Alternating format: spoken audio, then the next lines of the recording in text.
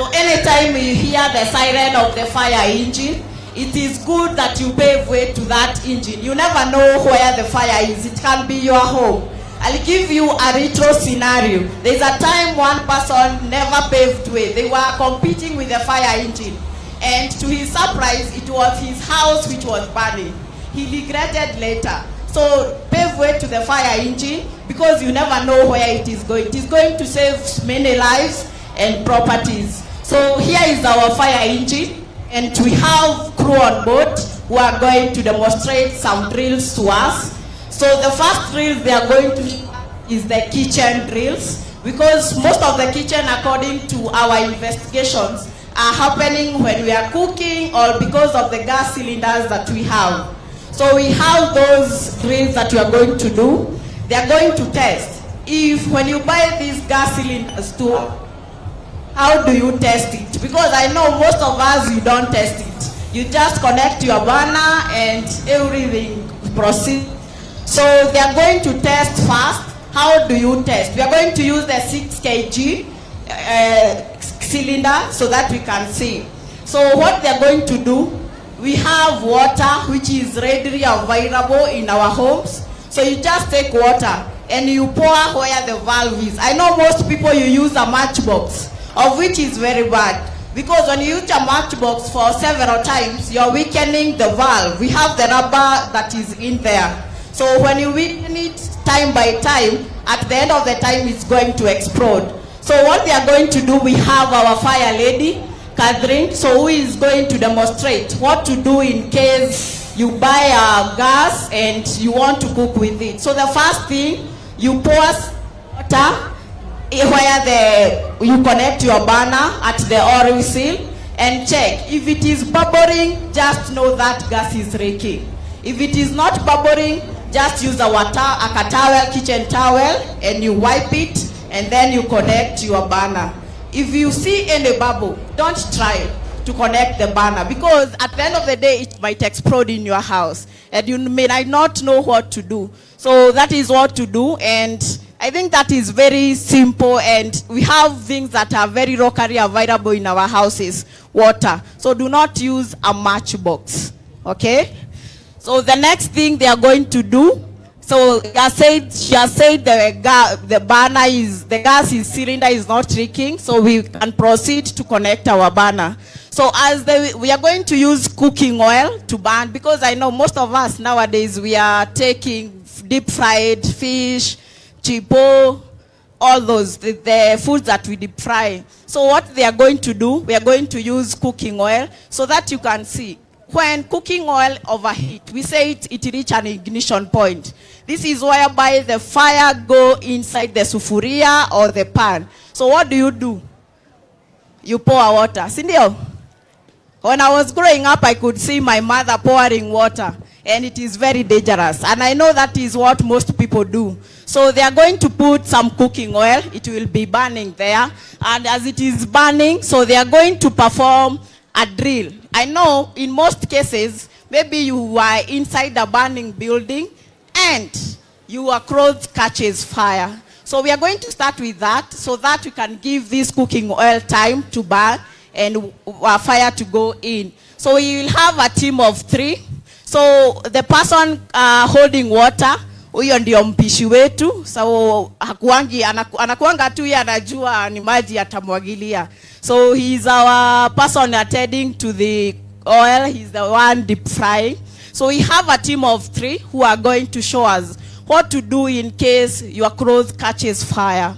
So we have a simple technique. We call it a stop, drop, and roll. So if you stop and you drop on the ground, that fire is going to end. But you make a mistake and you say, pale kuna swimming pool, nitaenda kuingia hapo. You are going to continue burning. Because what happens for fire to start? Lazima ukue na oxygen yenye iko hapa kwa hewa. Lazima kukue na heat. And lazima kukue na fuel. And as human beings, we are fuel. So we have them there. So the first thing, they're supposed to stop. Umetoka kwa nyumba, umepata you are on fire. So you stop immediately.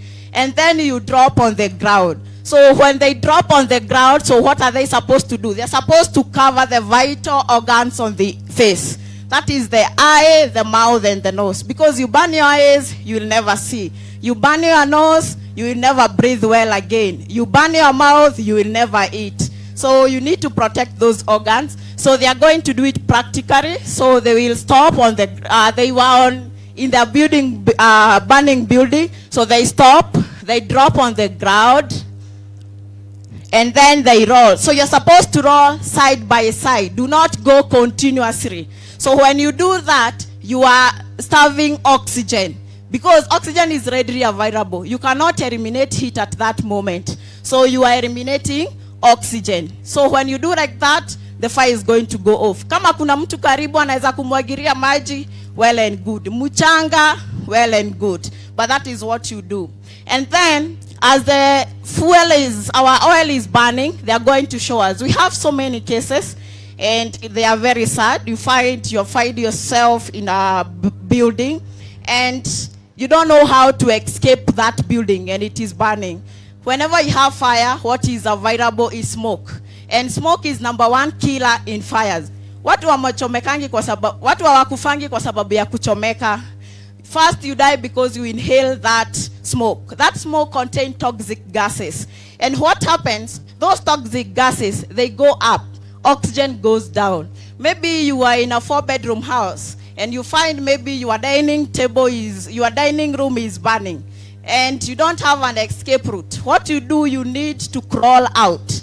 Do not run walking, because you learn, you are test, you will open your mouth, your nose, and you will breathe using your mouth and nose. So the moment you will be going out, you're going to suffocate, and you might fall at the end. So what you're supposed to do? So they are going to demonstrate what should you do in case you are in a building and it is filled of smoke. So you are supposed to crawl. So we have 3 methods of crawling. You might find the lady is pregnant. They might not. They might hurt their tummy. So we have a lady at the end. She's going to demonstrate what to do. We have the gentleman at the center. Maybe you are carrying a child on the side because you don't leave your children in the house. So you might carry them using your side. And we have the gentleman at the far end. He is going to demonstrate how a normal person should move out. So moving out of a burning building which is filled with smoke. So you're going to start with Madam. And the building is filled with smoke. You're supposed to go out. Very simple. You kneel down and you crawl out. Kama venye you are making 4 legs using your hands and your legs, and you crawl out because oxygen is down there. Oxygen is less denser than all other substances, gases in the air, and then she moves out. Then we have the gentleman at the center. So he's going to teach us how to crawl in case you have a child. So he's going to move on the side. And make sure when you are crawling out, we don't have fire, because if you crawl on fire, it is going to burn you. So make sure you can visualize where you are moving out. And then we have the last person who is going to demonstrate on just how a normal person should move out. So you go down and you crawl with all your body parts on the ground. So I think that might help you in case you are caught up in a building. And do not struggle to use objects. Just use the walls. That wall will lead you to a door. So make sure you don't claw uko katikati. Use the walls. One hand on the wall and then the other hand on the ground. Now, we have fire that is there. So we are going to demonstrate what will happen in case you are deep frying your fish and there is fire inside the sufuria. So one, we have 2 methods. We have 3 methods. One, you can use a lid, a normal lid we use in the house. Sufuria zetu, I believe in most cases, zinakuanga na kifuniko. So that's the first thing to run to. So you take that lid and you cover the sufuria. And do not remove that lid immediately, because you remove it, the fire will reignite again. So the moment you put the lid, the fire is going to be starved with oxygen and the fire is going to go off. If you don't have a lid near you, you can use a kitchen towel you dip it in water and make sure you squeeze it, all of the water, and you cover the pan or the sufuria. The reason I'm saying you squeeze it is because if those droplets of water goes to the sufuria, you're going to add more fuel. If you put it dry, because the fire might be big, you might not be able to contain it. It's going to burn the blanket or the towel, and at the end of the day, the fire is going to go big. So what you are going to do, they will take a blanket and dip it in water, and they are going to squeeze it fully. Make sure that the water goes, or the water is out, to be very careful. And then we have another method. You can take a bucket. If you have a larger bucket in the kitchen, you can take it and you cover the oil. So what you're waiting there is the fire to ignite. It might take, you see there is some smoke that it's coming out. I know we have weed factor which is making it not fast, but we are going to do it right away. As they are doing, we are waiting for that. I will remind you, we have said we don't respond only to fires. We respond to corrupts, people call us. We go to road traffic accident. We go to liver rescue. In case you have someone who have drowned or have near drowning, you are supposed to call the fire department, and they are going to act promptly.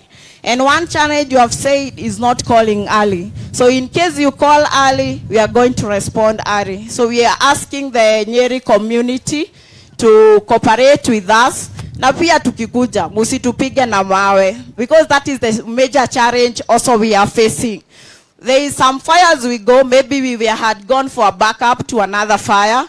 We unasema nyinyi si mnakuanga tu hapa Nyeri, and you find maybe the fire was in Kiawara Nyeri, and you find you might take like 20 minutes umetoka Karatina, and we are live, you start fighting us. You don't know what we have gone through. So we are requesting the public, don't fight the fire department, because if you fight them, they will run for their safety. Because this person, ukimugonga na mawe, atakusaidia kesho. Ukipiga gari ama uchome gari, it will not help you later. So we are requesting the public to cooperate with the fire department so that we can work well. Also, tukiwaambia mtusaidie, help us.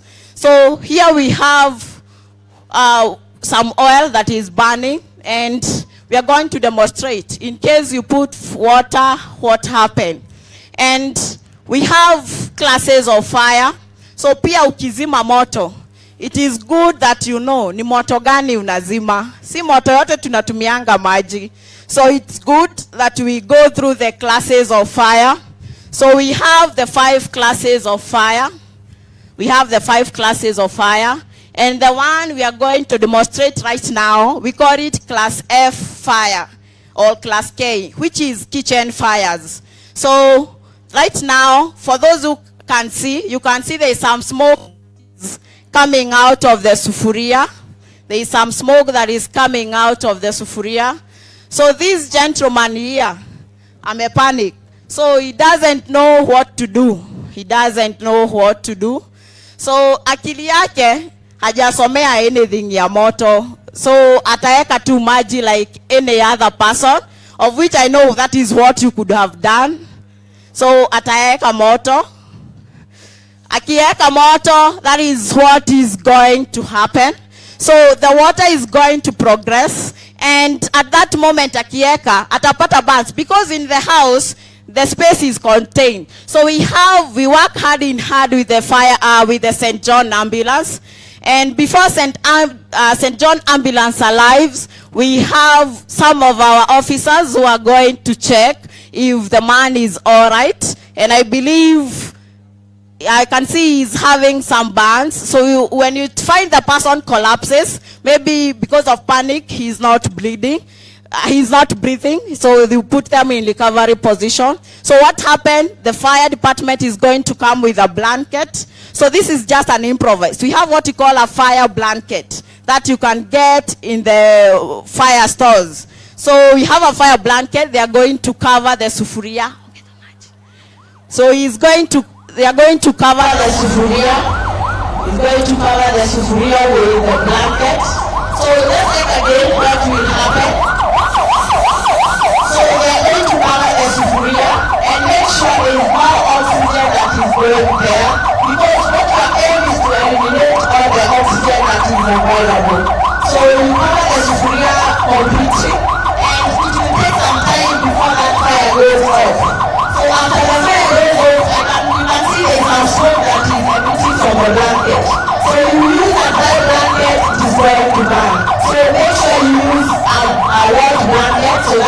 be able to contain the fire. So after some moment, they're going to see the fire is out. And I believe by now the fire is out. So they're going to check. When you're checking, make sure your face is away from the sufuria because it can do an ignition. So they're going to check very carefully and make sure you don't remove that sufuria in place because you can burn yourself with that oil. So the fire is off, they're saying the fire is off, and keep it tight so that it can cool. So after cooling, you can remove that oil from the gas cylinder. So that is how you do. So don't use water again. Okay? Now we are going to demonstrate one last drill as the St. John ambulance are caring for casualty. So we're going to perform the last drill. So the last drill is, nowadays we have failure of equipment. So this failure of equipment, you find that our gas cylinders, sometimes the burners can fail. So the moment you connect your burner, you finish your cooking, you find this burner haifungiki. I believe some of us have find that scenario. Unatumia gas, umejaribu kuzima burner, haifungiki. And now you test, what should I do? Niliuliza some people somewhere we had gone for community awareness. Waliniambia mimi nitarusha mtungi nje.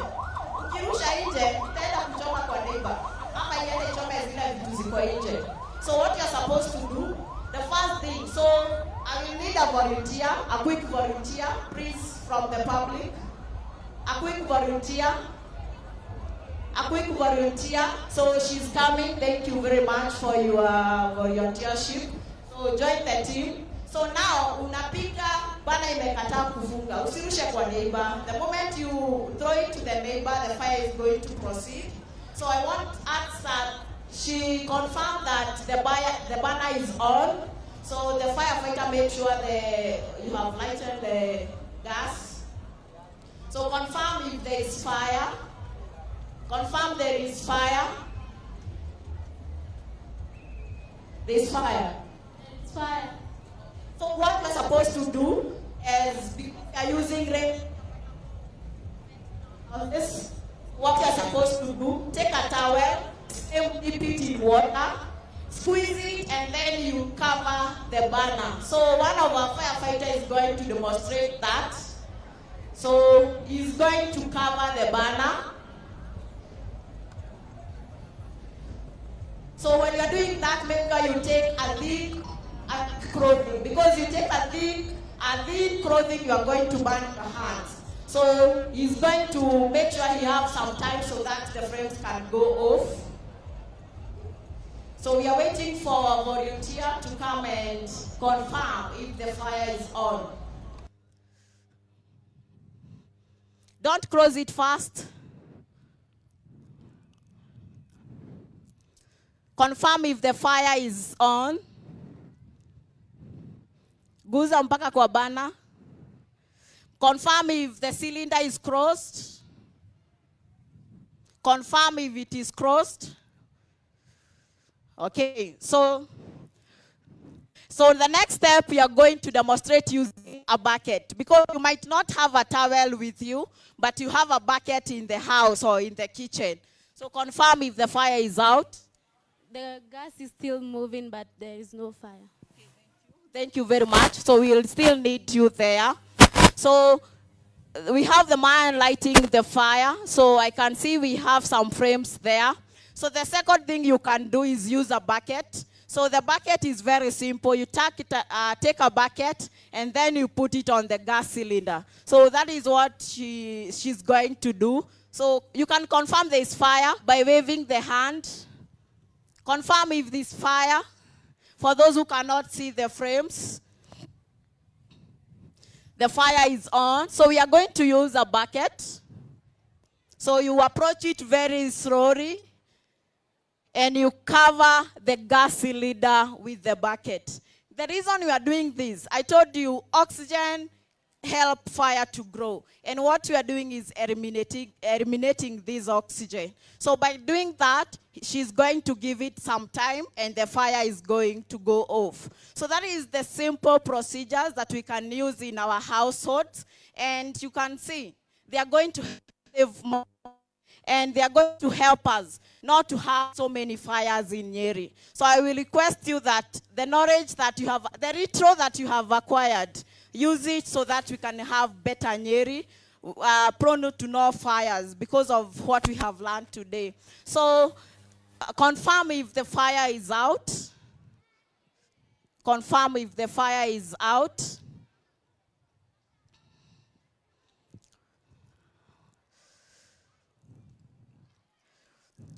Confirm if the fire is out.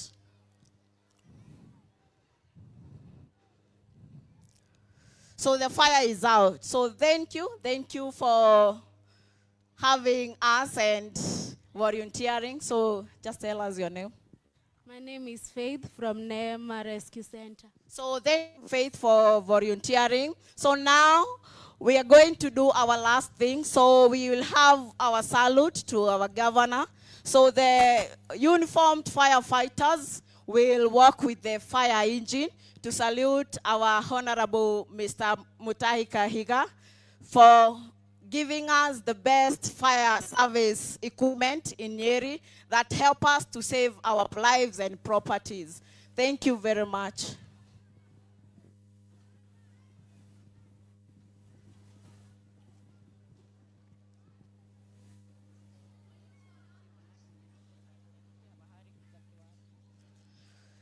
So our fire engine is going to move in front of our governor. Our fire engine is going to move in front of our governor.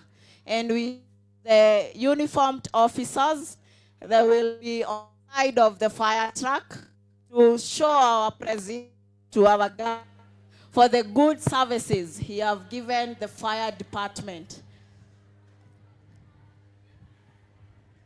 Naomba sote tusimame wakati gavana anapoenda kuchukua hiyo saluti tafadhali.